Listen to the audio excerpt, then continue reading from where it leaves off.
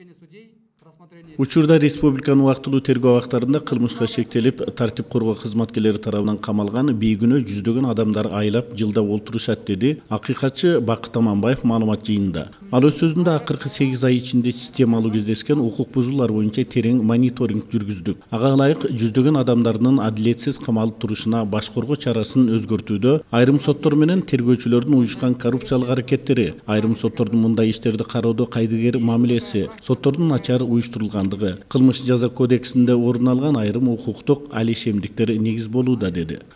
Айрым судьялар менен тергөөчүлөрдүн ишмердүүлүгүндөгү уюшкан коррупциялык аракеттердин орун алышынан улам отургандыгы такталды.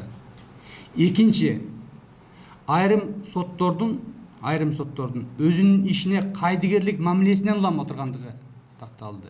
Үчүнчү, соттордун ишинин, жалпы соттордун ишинин, мына ушул багытта иш алып барган соттордун ишинин туура эмес, начар уюштурулгандыгынан улам болгондугу.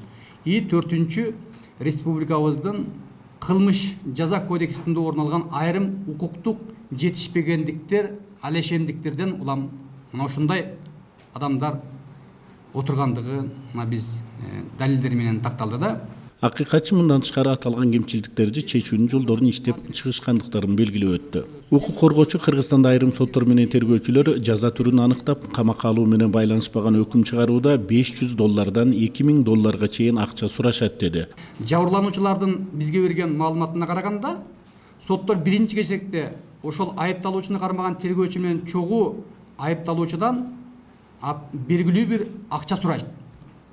Ал соодалашуунун наркы $500 $2000 чейин барат.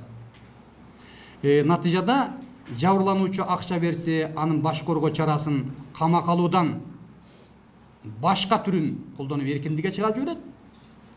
Ким акча бербесе, аны камакка алып коет. Ошо бойдон ал атуул боюнча унутулуп калат. Ал жаран отура берет.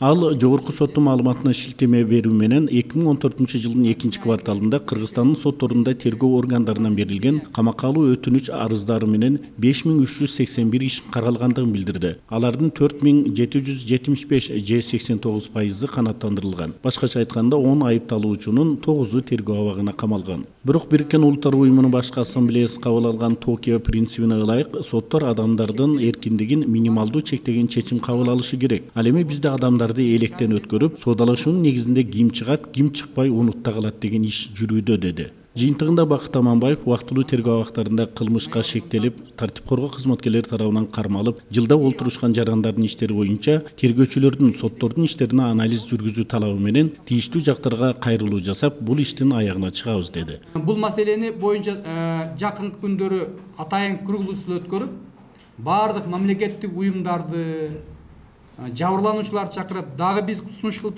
иштеп чыккан сунуштарды дагы күчөтүп, андан кийин жогорку кеңешке сунуштоону көздөп жатабыз.